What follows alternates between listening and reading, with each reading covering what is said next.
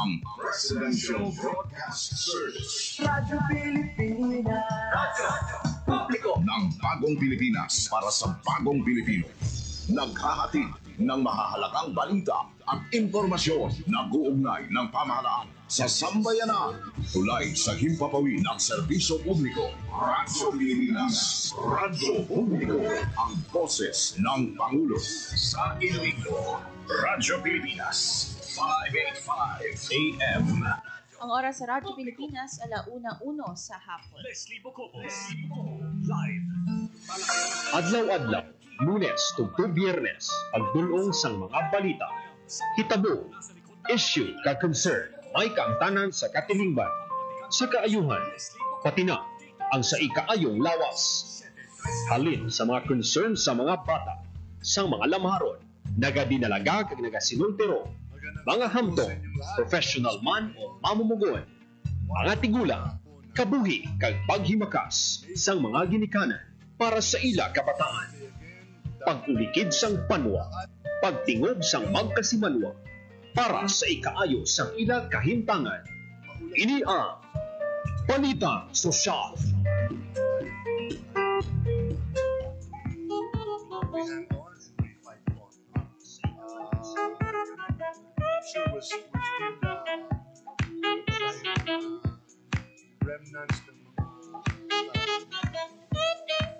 Mayong hapon Pilipinas, mayong hapon Western Visayas, mayong hapon syudad kag probinsya sang Iloilo. Adlaw kita sang Huwebes, May 15, 2025. Sa ngalan sang inyong regular anchor, Marian Grace Aranieta, mangituupod ninyo Hope Torrechante kag ini ang Balita Sosyal. Well, very happy ang pila ka mga kauturan naton, mga mamumugon sa gobyerno, no? Sa bunga adlaw sang Huwebes, May 15. Well, I hope no ma-translate man ina sa iban pa nga mga kauturan naton yung positivity sa bunga adlaw sang Huwebes, especially no kakatapos lang sang May 2025 elections, may mga gin-proclaim na nga mga kandidato nga ginsuportahan man sang pila ka mga pumuluyo. I hope nga na achieve ninyo ang handom ninyo no nga slate para sa inyo tagsa-tagsa ka mga lugar nor community, LGUs, no?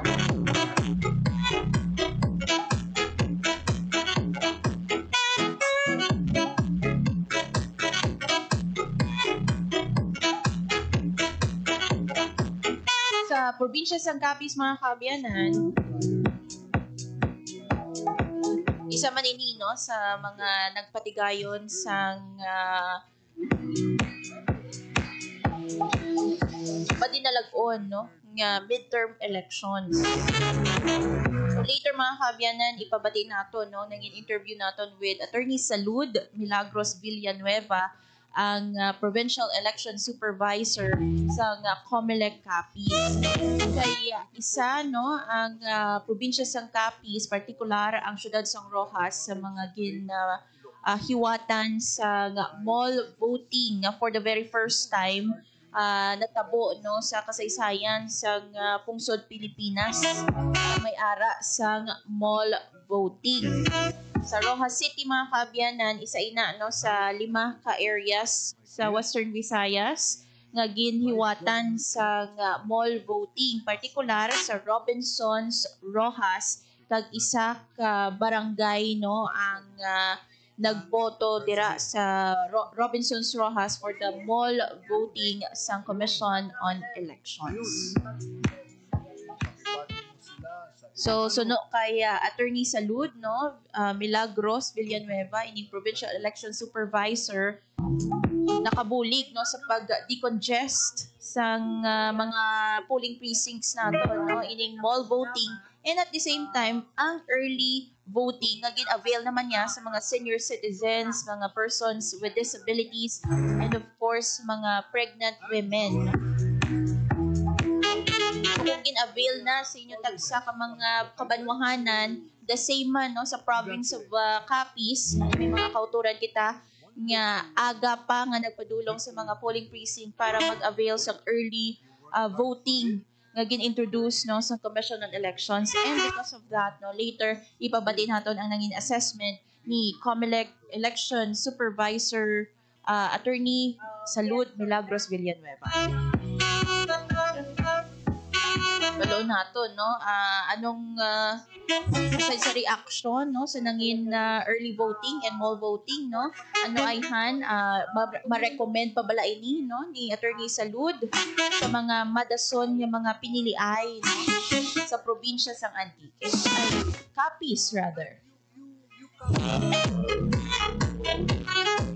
The way pinal nag-remind ang COMELEC copy sa mga pumuluyo no nga magdala sang ilimnon nga tubig sa adlaw sang piniliay bangod nga sang mataas nga heat index. Imagine naglabot no sa 43 degrees Celsius ang heat index sa province of Capiz sang adlaw sang piniliay. And I think no kabahin man sa nangin benepisyo sa early voting no ang makalikaw sa mataas nga heat index. And speaking of heat index mga kaabyan ni baloon nato no ang pinakaulihi nga lakat sang panahon pinaagi sa ato nga Pag-asa Iloilo. Pilipinas.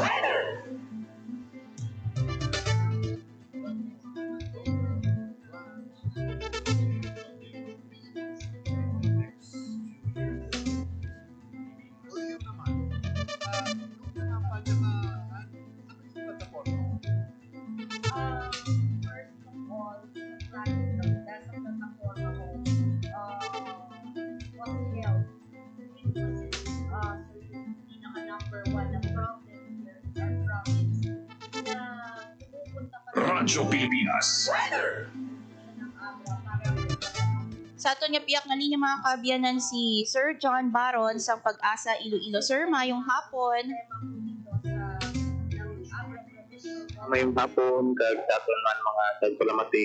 Latest mga update nato sa blog mga Thursday, May 15, 2025. Based on ang latest nga update ang Intertropical Convergence Zone or ITCZ ang parehong nag-epekto sa may Mindanao, where the easterly is affecting the rest of the country. Dito sa sa Western Visayas, generally fair weather kita, pero may mga chances sa mga isolated ng mga pugulang pangilan kag panabuhok, sila ini sa early. Hangin na doon dito sa Western Visayas may natutubog ang hasan sa direksyon amiyan sudlangan, muni ang magadala sa makanay tugtog sa serangan ng mga balad sa aton kadagatan. Forecast temperature na 27 to 33 degrees Celsius ang adlaw nagtutrak 5.8 kanang aga, magadong din 6.05 karon sa hapon. Forecast na maximum heat index natin, pwede siya maglabot sa 42 degrees Celsius. Pinatong latest weather update, ako si John Baron. Tignan sa mga latest weather updates, and as always, stay safe out there. Sir John, no, balikan ko lang ang heat index nga 42 degrees Celsius diri lang bala ina sa probinsya kag syudad sang Iloilo. What about no yung sa mga areas naton sa Western Visayas?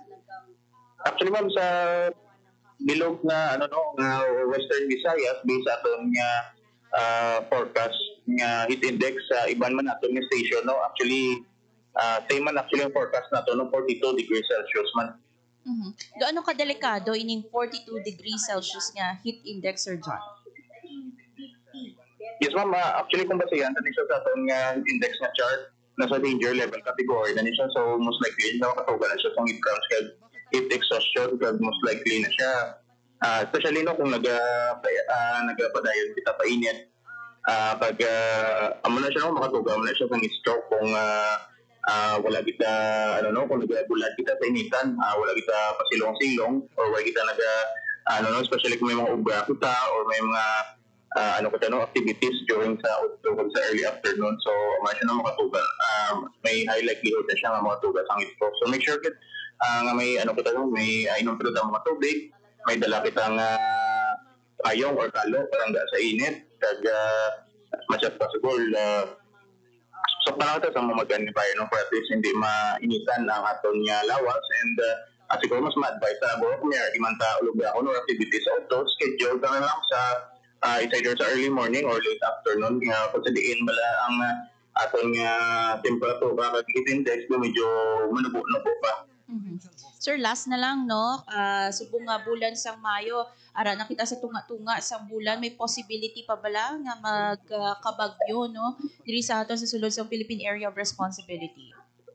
Ibig sabihin niya, Yes ma'am, may possibility na siya yapon. Based sa aton nga historical data, about to kapag yun na ang pwede develop either sa sulod sang far or masulod siya sa aton nga far light. With that, sir, Madam Gid nga, salamat, maayong hapon. Something to na yapon.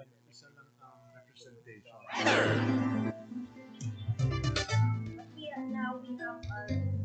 Radyo Pilipinas. Dapat yan mga kabiyanan si Sir John Baron sa Pag-asa Iloilo ang aton nga heat index diri sa syudad o probinsya sang Iloilo and also no sa mga neighboring provinces 42 degrees Celsius. Taas-taas ini mga kabiyanan suno pa kay Sir John no nga possible ini nga makatuga sang heat cramps sa aton nga mga kauturan gani as much as possible hindi kita no magbulad sa init no sang adlaw kay ginalikawan mga kabyanan nga mga inoras ining mga udto no 12 noon sang adlaw nga ini hasta na ina sa tak na alas 2 sang hapon no the same also sang election day remind ang Pag-asa sa 43 naman to ya nga heat index kaya usually ang mga mataas nga temperatura mabatsyan no sa ato mga kauturan noon until 2 in the afternoon. So kung magwa gani no dala sang tubig aside from that dala man no sang kalo and sang payong.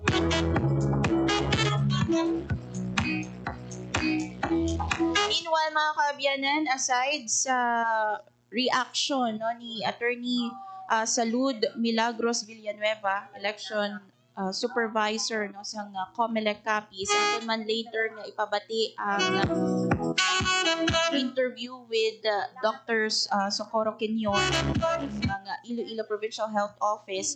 Ini may kaangtanan naman yung mga kabiyanan sa kaso sang dengue. So sunod no sa Iloilo Provincial Government may surge nga ara na kita sa 80% no ang surge sa number of dengue cases sa probinsya sang Iloilo for year 2025. Imagine no mga kabiyanan kung i-compare na naton sa tinalikdan nga tuig may ara kita sang pagtaas sang kaso sang dengue sini nga 2025. So later ibaloon nato no ang kabilugan nga numero sa kaso sang dengue and ang mga recommendations no sang Iloilo Provincial Health Office. Ang oras sa Radyo Pilipinas 1:14 sa hapon. Radyo Pilipinas. Radyo Publiko. Radyo Pilipinas. Sa aton nga pagbalik no aton na nga ipabati ang reaction ni Attorney Salud Milagros Villanueva sang Commission on Election. Bantayan sa pagbalik sang balita sa siya. Maging mapanuri, huwag maging biktima.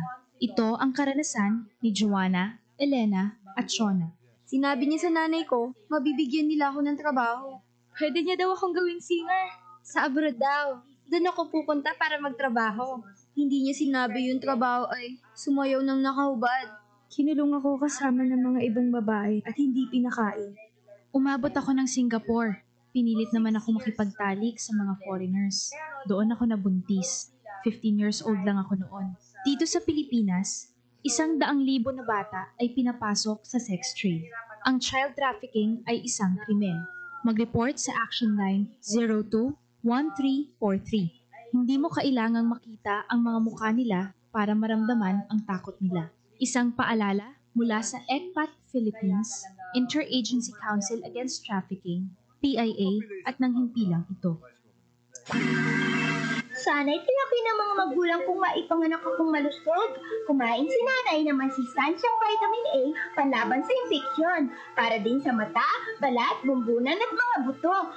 Iron, pampabuhay ng dugo at muscles. Iodine, pang-iwas sa komplikasyon at pagiging abnormal. Importante din ang check-up kay doktor.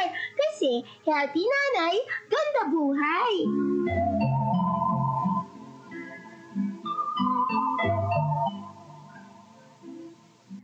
For 53 years, the people suffered from heartless communist terrorists who killed thousands and are killing thousands more. They destroyed families, our youth, and their dreams. There should be accountability for human rights abuses and ISL violations. Our people have had enough of this senseless violence. Thousands have already surrendered for genuine peace and development. Together, victory will be ours.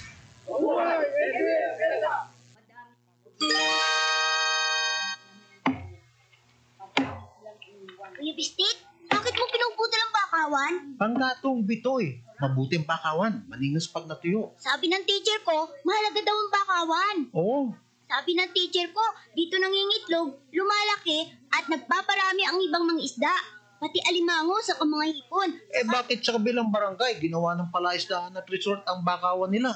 Kaya nga raw umuunti ang nahuhuli nating isda at mga lamang dagat dito. Dapat daw, parusahan ang mga namumutol ng bakawan. Sabi ng teacher mo yon? Hindi. Sabi ni Lolo yun.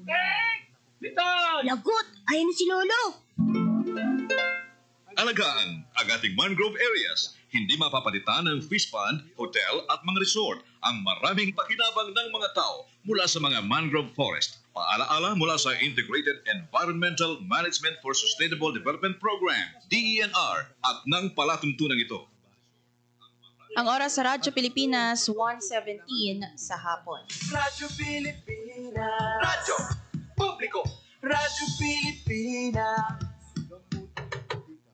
Sa sining tiniyon mga kaabyanan, ato na nga ibaluon ang reaction sa COMELEC Capiz, pinagi kay Capiz Provincial Election Supervisor Attorney Salud Milagros Villanueva sa ginhiwat nga early voting and mall voting sa probinsya sang Capiz.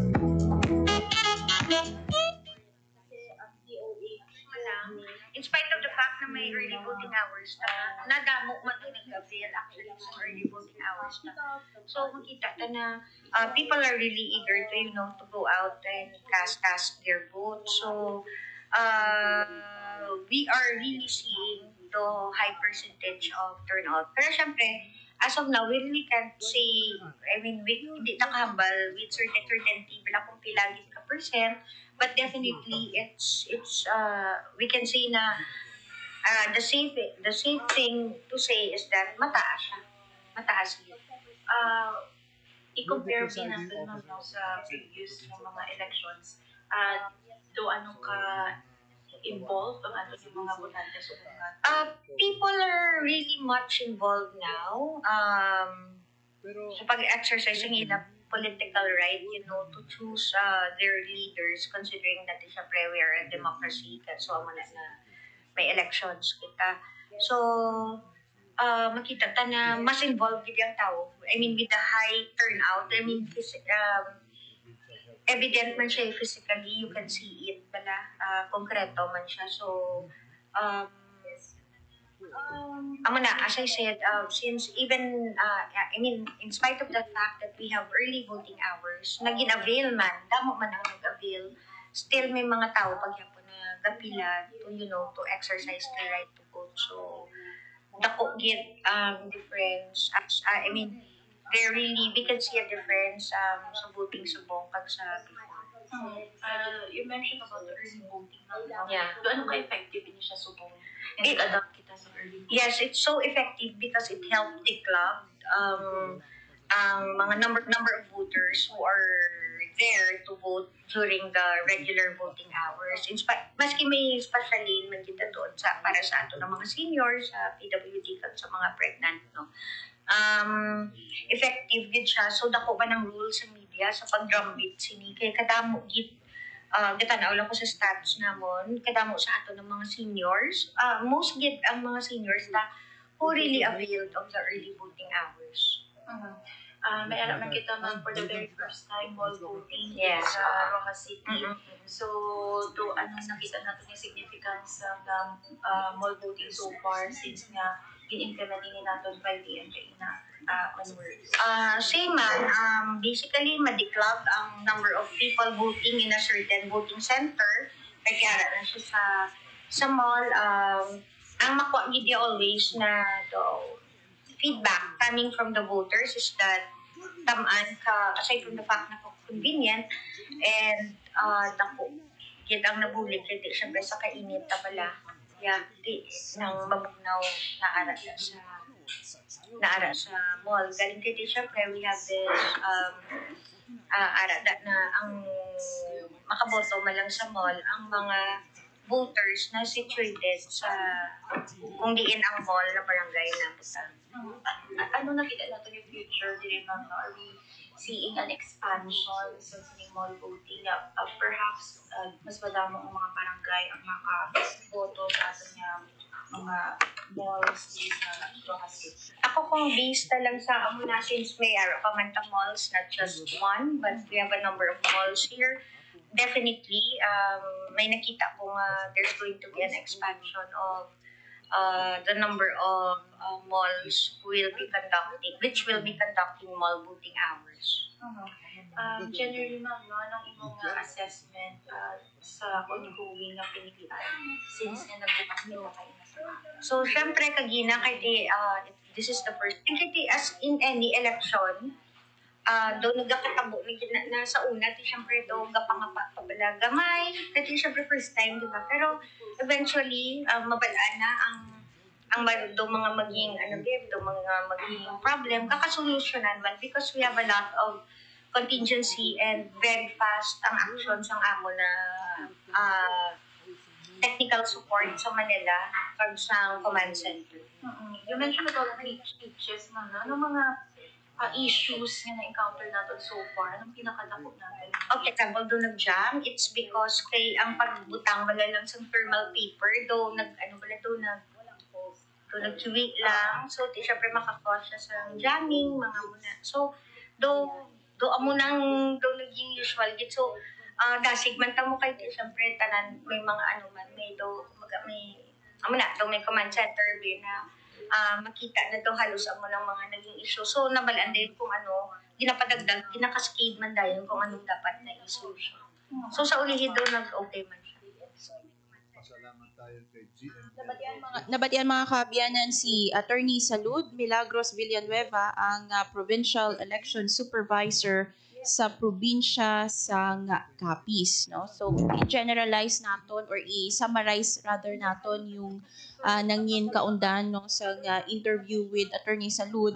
Iyagin highlight no nga although may mga glitches sa time no nga naghiwat sa piniliay or midterm election sa probinsya sang Capiz, nevertheless no nangin madinalagon sa gihapon ang pag-conduct no sa midterm election sa probinsya. It's because nga mataas no ang turnout sa mga botante. In fact sa time no sang canvassing mga kaabyanan kay tiara kita no sang time nga nagbaton sa transmission ang Commission on Election Capiz sa Kapitolyo no sang probinsya sa mga election results pag ang banwa nga una nga nagtransmit ining banwa sang sapian, nakita naton dito no nga ang voters turnout nila is 80%. More than 80% no sa total number of registered voters sa ilang banwa. So dira gapakita no like nga na-mention ni Attorney Salud nga ang mga taho subong, ang mga botante subong naga-exercise gid sang ilang nga kinamatarong nga makaboto. Pagka nagagwa gid sila regardless kung ano man yang hit index dira sa probinsya sang Capiz or sa Rojas City, nagagwa gid sila para nga magboto, ipilion ang mga kandidato nga para sa ila no rightful nga mag-assume sang office mangin leader, madason nga mga leader sang ila tagsa-tagsa ka mga banwa kag probinsya. So amo ina ang ginkalipay sang Commission on Election sa probinsya sang Capiz. And aside from that no, ang nangin assessment ni Attorney Salud diri sa early voting kag mall voting no, na declag ang number of voters nga nagapadulong sa mga polling precinct naton because of the early voting kag mall voting. Ang early voting, mga kaabyanan, to recall, no, ining initiative sa Commission on Elections naton sa early voting, pwede ang mga botante nga makategorize naton sa idalom sang mga senior citizen, PWD, and heavy pregnant women, no? Pwede sila nga makapadulong sa mga polling precinct nila sa oras nga 5 a.m. to 7 a.m. Aside from that, kung maglagpas na, no, sa 7 a.m. onwards, may ara pagid sila yan nga special lane. Ang kanamian lang abis ang early voting is because nga mainit ang panahon, makalikaw, no, especially nga to nga mga tigulangan sa tagiti sang init, and of course sa butok, no, nga mga polling precinct naton. Ito linya ang mga kauturan naton para makalikaw na sila sa linyahanay at temprano pa lang ginalaw na, no, ang aton nga mga senior citizens, PWDs, and pregnant women nga makaboto sang maayo. And amo na ang nakita nga benepisyo man, no, sang Commission on Election Copies nga na-declag ang mga polling precinct naton sang time sang pinili ay sang nagligad nga Mayo 12.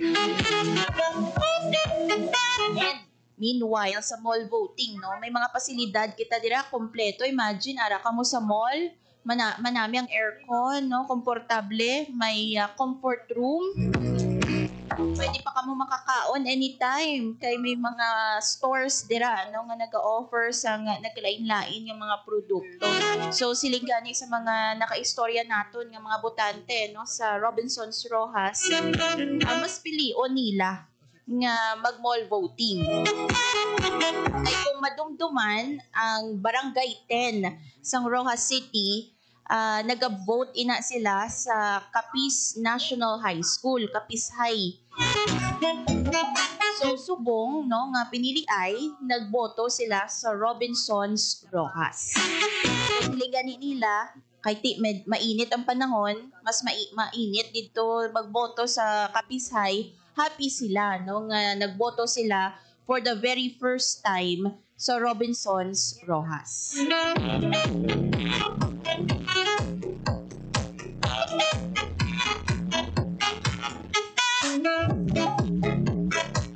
Ang isa ka senior citizen, mga kaabyanan, nga na-interview naton sa Banica Elementary School, no, ginsaysay niya nga 10 minutes lang tapos na siya sa pagboto. Siling niya nagbugtaw siya sa 4:30, nagpila siya sa 5 a.m. After 10 minutes tapos na siya sa pagboto.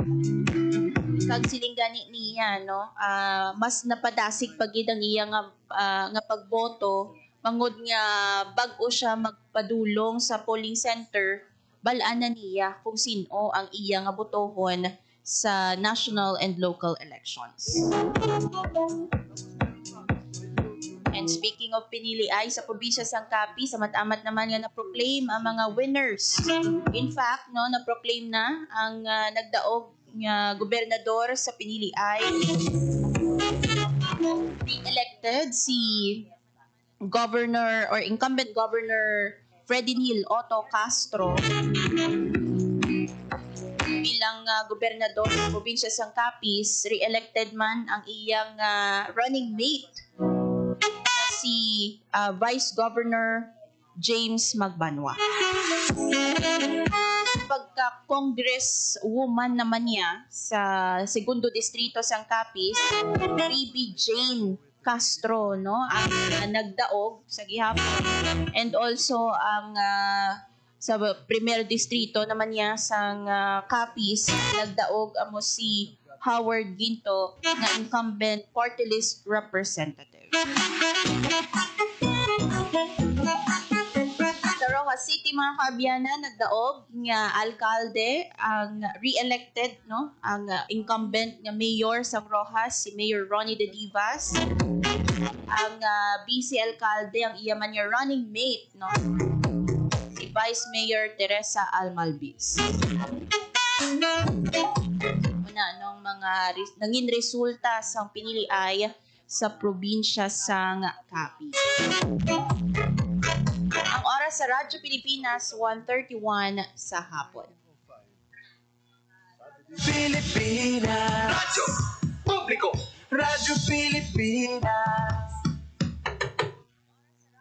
Then after 12 years, sa ato niyang pagbalik mga kabyanan, ato naman nga istoryahan ang kaso sang dengue sa Iloilo Province, pinaagi no, sa datos sa pagwa sang Iloilo Provincial Health Office. Ato man ipabati no, interview with Dr. Socorro Quinion sang Iloilo Provincial Health Office. Bantayan mga kabyanan sa pagbalik sang Balita Sosyal.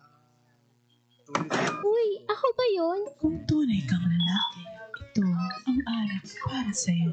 Ay, ako ba yun? Gusto mong pumuti? Ha? Ako ba yun? hubad at duguan ang babae nakita sa madilim na eskinita. Hindi ako biktima, manika, produkto. Babae ako. At ako ang magpapasya para sa sarili ko. Ang mensaheng ito ay hatid sa inyo ng Philippine Broadcasting Service at ISIS International Manila. This is a public service announcement. Isang paalala mula sa National Telecommunications Commission, National Capital Region o NTC-NCR. Ang kanilang Oplan Contra Tax Scams. Oplan Contra Tax Scams. Binabalaan ng publiko na sakaling kayo ay makatanggap ng kakaibang text messages sa mga di kilalang numero o di kaya ay mga text messages na may kahina-hinalang mga link. Huwag pansinin, huwag pindutin, huwag i-click ang link. Huwag i-click ang link. Ipagbigay alam agad sa NTC website ntc.gov.ph o kaya sumulat sa kanilang email na contratextcam@gmail.com. Sa mga panahong ito, huwag padaya, maging wais na madla. Makibahagi sa Oplan Contra Text Scam. This is a public service announcement. Public service announcement from PBS, Presidential Broadcast Service, at Radyo Pilipinas. Vice Governor's Office of the Provincial Game. 1, 2, and...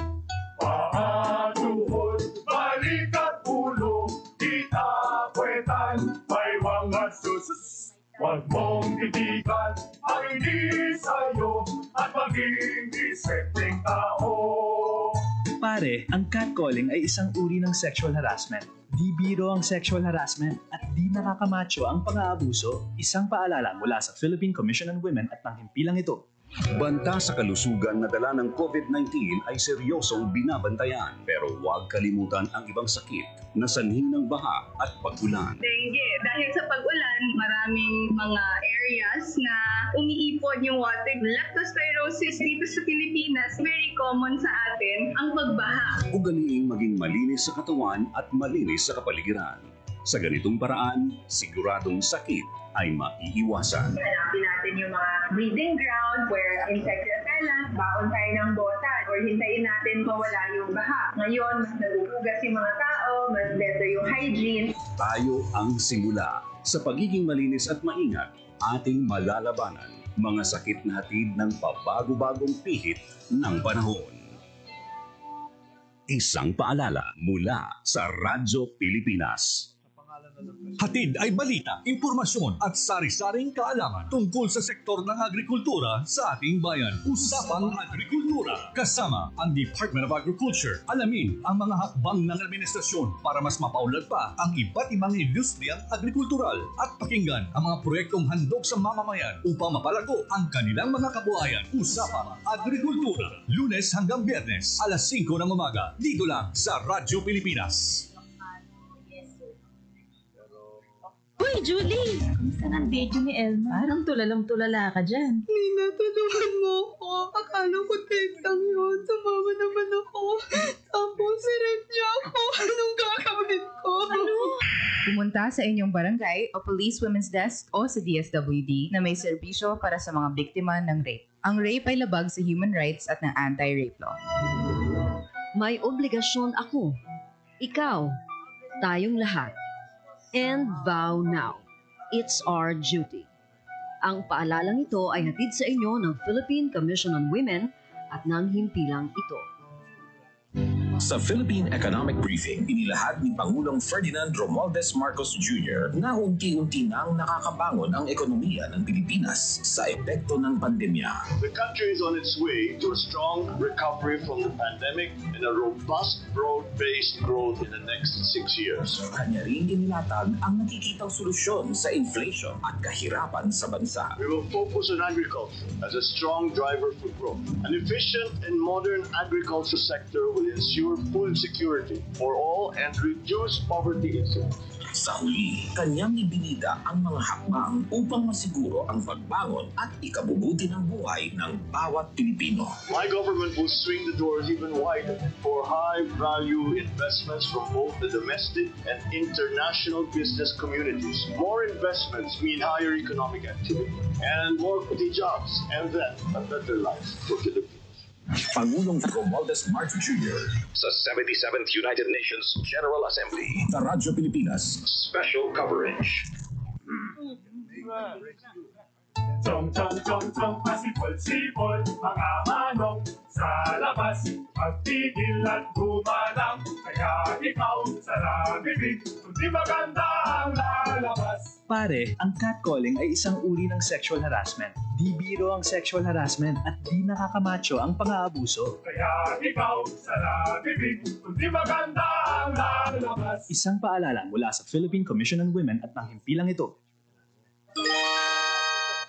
Lola, ano po nangyari nang malaman ni Tibo na nangingitlog ng ginto ang kanyang gansa araw-araw? Nang malaman ni Tibo na nangingitlog ng ginto ang kanyang gansa, tinangka niya na kunin na kaagad ang lahat ng ginto na iiitlog pa ng gansa.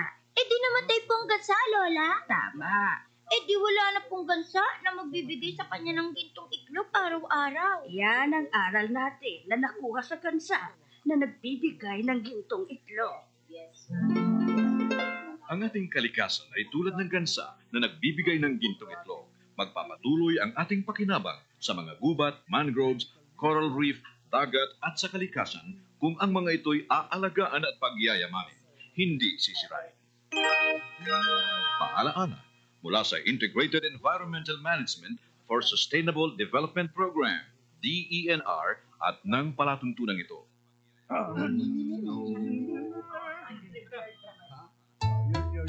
Ang suwit-sit ay pang-mang-mang, ang suwipol ay pang-bunghang, ang babae sa lansangan, huwag iritan kundi galang. Pare, ang catcalling ay isang uri ng sexual harassment. Di biro ang sexual harassment at di nakakamacho ang pang-aabuso. Huwag iritan kundi galang. Isang paalala mula sa Philippine Commission on Women at ng himpilang ito. Ang oras sa Radyo Pilipinas sa 1:39 sa hapon.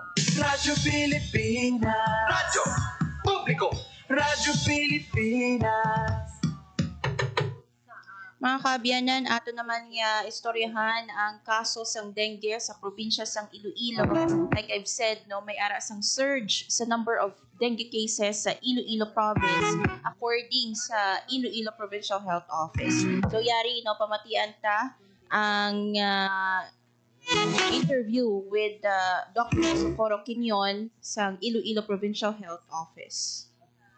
Date natin from January 1 to May 10, 2025. On our 19th morbidity week, ang total dengue cases nato naglabot na sa 1,673 kag 9 na ang deaths sa isa ka semana. May nagdugang 68 cases, new cases.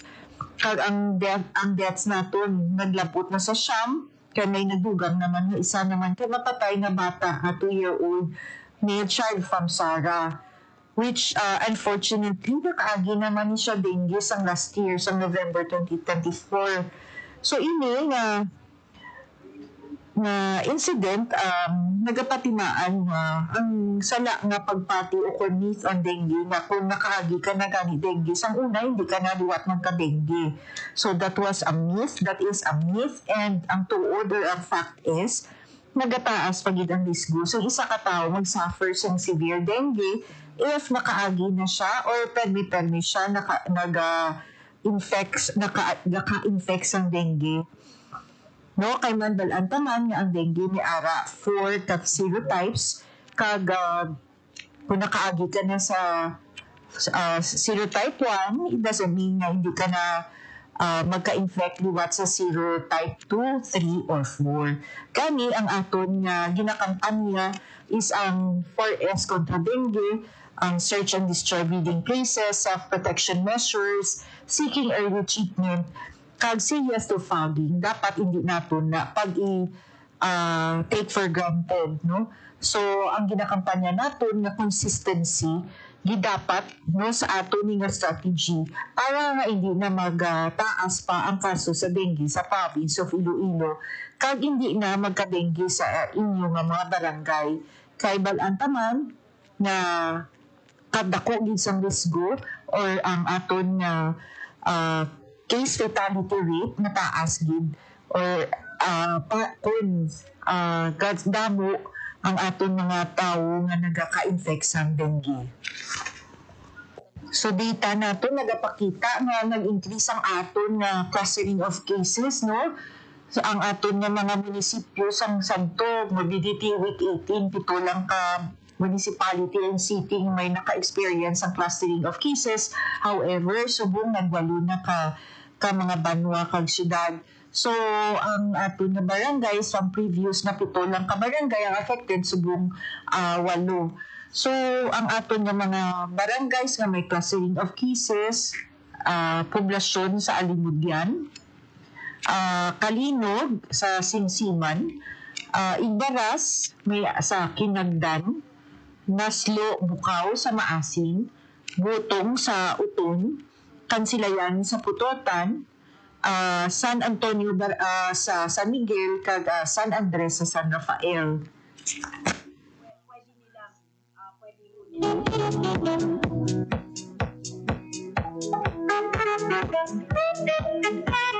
Nabatian mga kaabyanan si Dr. Socorro Quinyon sa Iloilo Provincial Health Office. So again, no, ang kampanya sa Iloilo Provincial Health Office sa mga strategies, no, agad niya malikawan ining kaso sa dengue, ining seek early consultation, yes to fogging. Siyempre, tinuan na ito ng aton yung mga palibot, no, mga kaabyanan. Search and destroy na bali, no? Kabahit ang aton nga 4S strategy nga ginapalapnag man ng Department of Health. And also, ang pagsuksok sa malaba nga mga panapton, no? Ilang dugang proteksyon gamit man sa mga mosquito repellents, especially sa mga kids nato. Dugang pa diri, no, sa Iloilo Provincial Health Office, particular ni Dr. Socorro Quinyon, nga may mga sala nga pagpati ang aton yung mga kautura. Pinanda pag once nga na dengue na sila sa nagligad, hindi na sila madengue sa sunod or hindi na maglala ang balatian sa ila once nga nakadengue na sila sa una. So, ang ini nga pagpati mga kaabyanan gina-correct, no, sa Iloilo Provincial Health Office nga sala mga kaabyanan, but rather sa gihapon, no, magpangaman sa balatian nga dengue. So sa latest nga advisory, no, sa Iloilo Provincial Health Office, 80% ang increase, no, sa kaso sang dengue sini nga tuig. According sa data, 1,673 ang kaso sa dengue sa bilog nga probinsya sang Iloilo. Sa diin siyam ang napatay bangod sa balatian halin Enero tubtob Mayo 10 sini nga tuig 2025. Imagine 9 ang napatay ng mga kaabyanan bangod sa dengue. That means, no, kabigo naton ini nga seryoso nga klase sa balatian. Hindi kita magpakampante, no, porque wala sang kaso sang dengue sa inyo nga komunidad. Does not mean, no, nga hindi naman kamo magka-dengue sa inyong mga puluyan. Hindi gidnapton pag pabayaan ng aton yung mga members of the family, no? Dapat protektado ang tanan ko sa dengue balatian. Sa gobyerno probinsyal, dako ang pagtaas pinaanggid sa 928 lamang nga kaso sa pareho nga period sang 2024. Versus Mubino mga kaabyanan, 928 sang 2024 versus 1,673 nga kaso sa dengue sini nga 2025. And 80% increase sa aton nga kaso sang dengue sa probinsya sang Iloilo.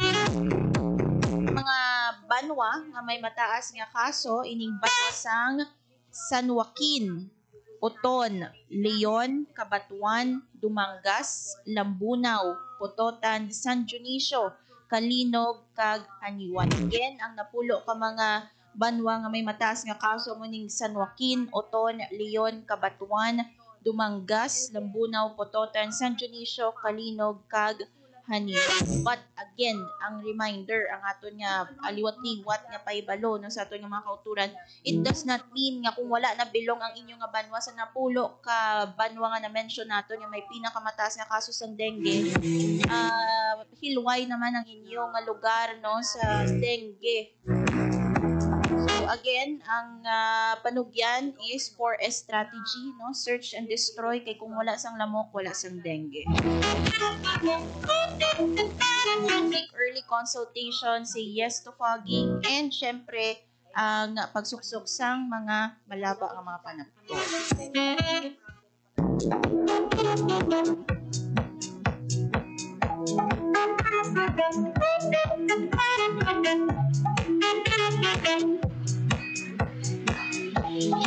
Sa aton naman yung 9 death nga recorded no sa dengue mga kaabyanan, may isa diri no sa banwasang may duha sa banwasang Pototan no, isa ka 67 years old kag isa ka 6 years old. Sa Carles naman 71 years old nga lalaki, sa banwasang Oton 11 months nga lapsang no? Sa Tigbawan 2 years old nga babayi ang napatay, while isa pagid no sa banwasang Carles 47 years old nga male. Sa banwasang Balasan 27 years old male, and sa Dueñas naman niya 21 years old female. Sara ining latest no ang 2 years old nga babae. Dira ninyo makita no sa trend sa ages nga wala sa may ginapili nga edad ang lamok nga may dengue or carrier sang dengue. So anyone pwede maging biktima sang dengue kabiyanan. So again, doon ang 4S strategy.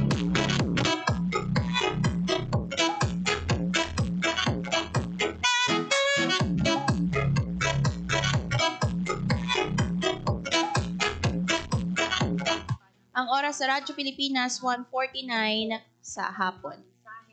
Pilipinas Radyo Publiko, Radyo Pilipinas. By the way, mga kaabyanan, may we remind ang aton nga mga mga kandidato no sa bago lang natapos nga eleksyon no nga magbuligay, pagpanglimpyo sa mga higko nga ilaman nga ginkos, ilaman nga obran, yung mga campaign waste bala mga kaabyanan. Hindi ang mga ebidensya sang mainit nga panyahanay diri sa syudad ug probinsya sang Iloilo and also no in other neighboring provinces sa Western Visayas. But of course no, since nga na-proclaim na ang mga winners, since na ang election, it's about time man no nga mag ubra naman kita sang tikang naman niya para pangapina ng aton nga palibot, ng aton nga dunang manggad. So as much as possible no kita man nga mga political leaders ang mangin modelo sa mga pumuluyo, sa mga supporters, magbuligay sa pagkakas sa mga campaign waste. Kag of course hindi naton ihalid lang sa kundiin ining mga nakakas nga mga campaign materials sa mga dalanon naton, but instead posible or pwede ini nga gamiton nga mangin makabuluhan nga bagay.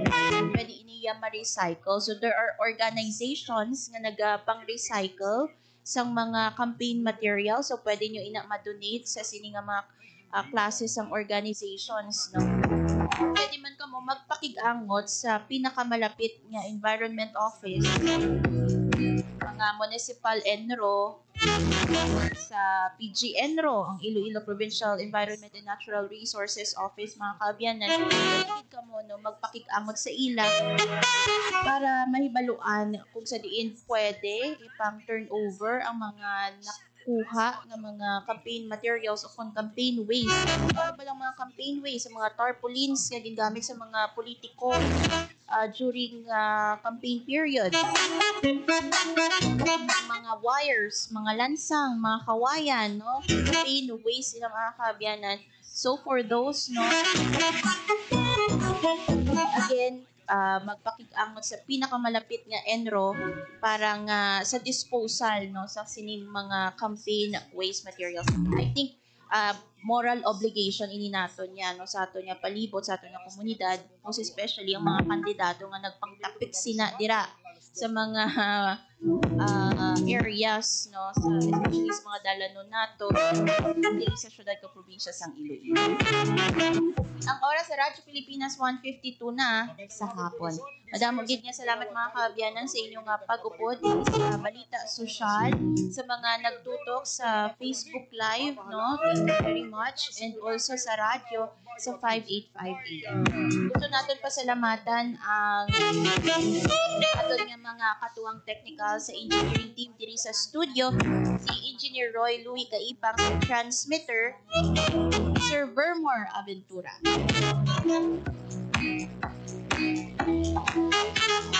Mga kaabyanan ng ikaupod ninyo, Hope Torrechante, kaginiang balita sosyal. Radyo Pilipinas. Radyo Publiko. Radyo Pilipinas. Radyo Publiko.